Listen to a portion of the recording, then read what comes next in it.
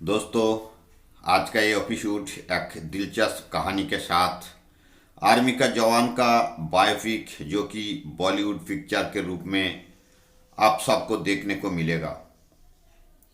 Yes दोस्त, आज मैं बताने जा रहा हूँ first Indian field marshal Sam Manekshaw, इनका लाइफ हिस्ट्री और साथ ही साथ पिक्चर शूटिंग का आंखों देखी कुछ live clip Barrackpore army cantt में चलते हुए।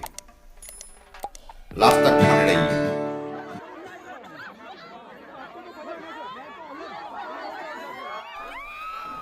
दोस्त, जो स्क्रीन में छवि आपको देखने को मिल रहा है, मैं दवा के साथ कह सकता हूं कि मैं एक आर्मी पर्सन होते हुए भी बहुत गर्व महसूस हो रहा है उनका नाम लेते हुए। ये है जनरल मानेकशॉ, भारत के पहले फर्स्ट 5 स्टार रैंक वाले फील्ड मार्शल मानेकशॉ। इतिहास में स्वर्ण अक्षर में लिखा है इनका जज्बा। सेकेंड वर्ल्ड वॉर, चाइना और पाकिस्तान के साथ सैन्य लड़ाई के दौरान इनका बहादुरी की कहानी। दोस्त, इस वीडियो को स्किप ना करते हुए अंत तक जरूर देखिए। 1971 का लड़ाई में इनका जीवन का बहुत सारे घटनाओं से गया था। मुख्य 3 घटनाएं जरूर आप लोगों को बताऊंगा। पहला, 1971 लड़ाई में कौन था जो कि 93,000 आर्मी सेना जवान को सरेंडर करने में मजबूर किया था विथ आर्म्स। दूसरा, इंदिरा गांधी जी से बातचीत के दौरान ऐसा क्या बोल दिया जो कि सुन के पूरा देश अवाक रह गया। तीसरा, एक पत्रकार से इन्होंने क्या कह दिया जिससे सेना के सबसे ऊंचे पद पर रहते हुए भी इनके अधिकतर सुविधाओं से वंचित होना पड़ा। बहुत जल्दी ऐसा एक शेरदिली फौजी जनरल की बायोपिक आप सबको देखने को मिलेगा बॉलीवुड की बिग स्क्रीन पे। फिल्म में मानेकशॉ का किरदार निभाने वाले जो हीरो है उनका नाम है विकी कौशल। अब बताता हूँ इनका जिंदगी के साथ सेना में सेवा करने का एक कुछ अहम पल। अब बैकग्राउंड में जो देख रहे हैं ये बैरकपुर कैंट के अंदर जो शूटिंग हो रहा था, जहाँ विकी कौशल जी आए थे, उनका कुछ सीनरी और इनका जनरल मानेकशॉ का जो बायोपिक में पिक्चर बन रहा है, इसलिए इसके हिस्ट्री मैं एक फोटो का माध्यम से आप लोगों को दिखाने का कोशिश कर रहा हूँ। इनका जन्म 1914 में पारसी परिवार में हुआ था। ये भी अपने पिता के तरह डॉक्टर बनने का ख्वाब देखता था। Silence! And 5, 6, 7, 8.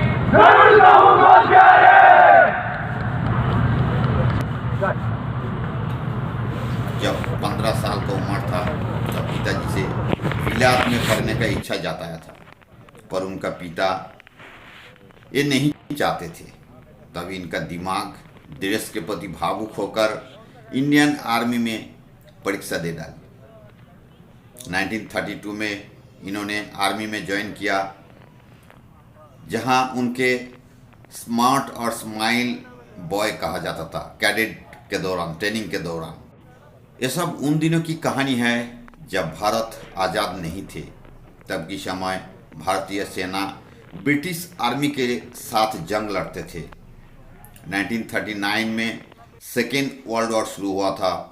सैम उन दिनों में ब्रिटिश इंडियन आर्मी में कैप्टन बन चुके थे और बर्मा में अपने जवानों के साथ जर्मनी के खिलाफ जंग में लीड कर रहे थे।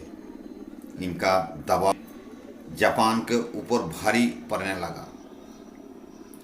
उसी दौरान इनका शरीर में 7 गोली लग गया था। वर्दी खून से भीग चुका था।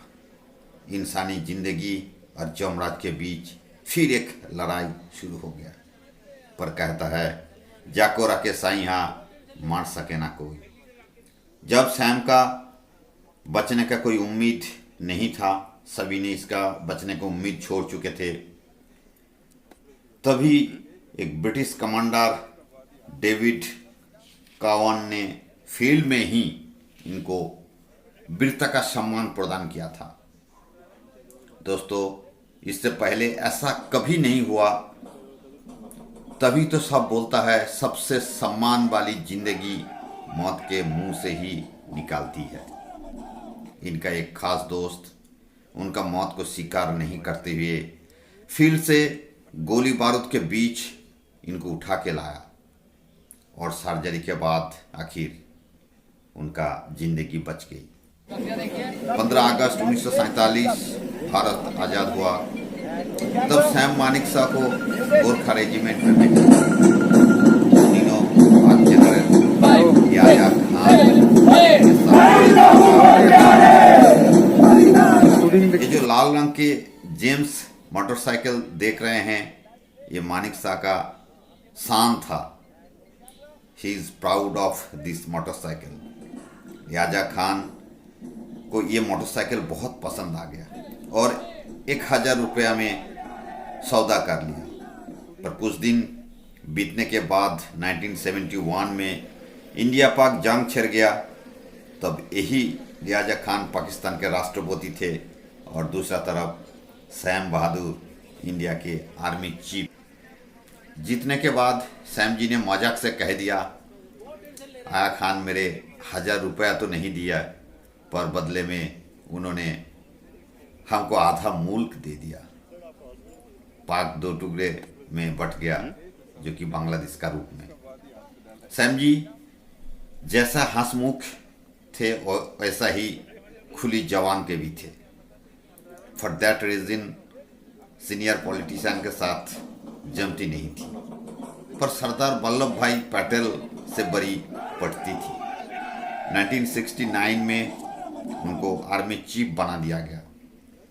जब भारत पाक में गहमागहमी हुई, पूर्व पाकिस्तान से जब बड़े बड़े शरणार्थियों के जत्थे भारत के तरफ पलायन करने लगे, पाक सेना से अत्याचार से परेशान होकर पूर्वी पाक से भारत आने लगे, उस समय कोई रास्ता भारत के प्रधानमंत्री इंडियन प्राइम मिनिस्टर को, जो इंदिरा गांधी जी थे, उनको नहीं दिखा और सैम मानेकशॉ को बुला लिया गया और जल्द से जल्द जंग के लिए तैयार होने को कहा। पर जनरल मानेकशॉ के बेखूबी पता था कि कहनी और करनी में बहुत अंतर होता है। प्रैक्टिकल एक्सपीरियंस जो उनके पास कूट कूट के भरा हुआ था। उस समय इंदिरा गांधी जी के नाराजगी के बावजूद भी चुप रह गए, पर अंदर ही अंदर तैयारी में जुट गए। पता था कि सिर्फ पाक ही दुश्मन नहीं है, पड़ोसी चाइना और बॉर्डर के प्रतिकूल परिस्थितियां या खराब मौसम। उस समय चुप रहकर इंदिरा जी का गुस्सा झेल लिया। और दूसरा बात, एकमात्र जनरल मानेकशॉ ही होंगे जो उस समय इंदिरा जी जैसा प्रधानमंत्री को या उनका बात को अनदेखी करना मामूली बात नहीं था दोस्त। पर अंदर ही अंदर तैयारी तो शुरू कर दी थी। कुछ दिन के बाद जब इंदिरा जी ने पूछा, सैम जी को जवाब था, I am always ready sweetie. प्रधानमंत्री को स्वीटी कहकर संबोधित करना उनका जैसा दबंग और हंसमुख जवाजों के लिए ही संभव था। उसी दिन रात के 11 बजे तक दिल्ली में मीटिंग हुई और दूसरा दिन सुबह ही इंदिरा गांधी जी ने ऑल इंडिया रेडियो स्टेशन से युद्ध की घोषणा कर दी। सैम का धैर्य लगातार काम करना और समय के अनुसार रणनीति को बदल देना। युद्ध लंबा टाइम तक चल सकता था और भी ज़्यादा जाने जा सकती थी, पर सैम रणनीति के अनुसार अगर भारत को जीतना है तो पाक सेना को आत्मसमर्पण करने में मजबूर करना होगा और साथ ही साथ युद्ध को जल्द से जल्द खत्म करना होगा। ये अति आवश्यक था। आखिर में सैम ने जंग जीत लिया, पर उस समय हथियार और सैन्यों के मामले में पाक बहुत आगे था। सैम का दिमागी लड़ाई के पास पाक चारों खाने चित हो गया। पाक के अष्टम कमांडर के साथ 93,000 जवान सरेंडर कर दिया विथ हथियार। इतनी बड़ी तादाद के युद्धबंदी को रखना इंडिया प्रशासन के लिए भी एक चुनौती थी।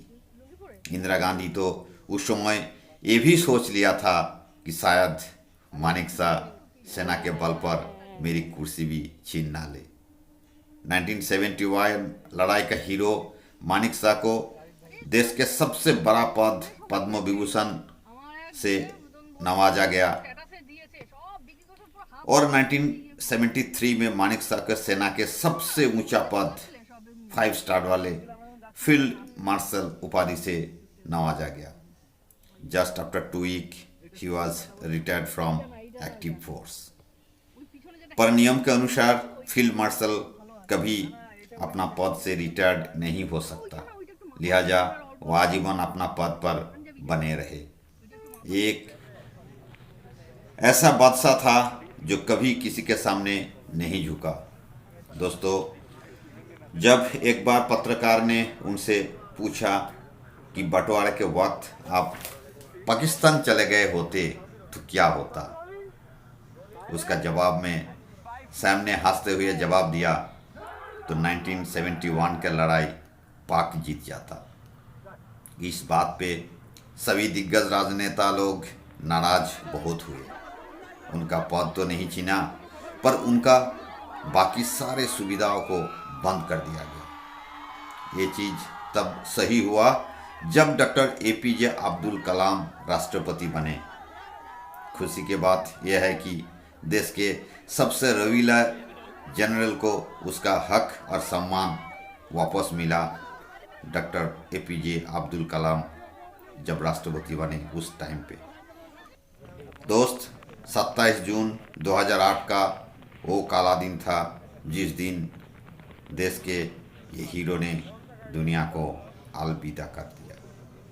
जनरल मानेकशॉ का जीवन कथा के साथ याद ताज़ा करने के लिए शूटिंग हो रहे हैं फिल्म जो बैरकपुर कैंट में हो रहा है, कुछ दिन कलकत्ता में फोटोले में भी होगा।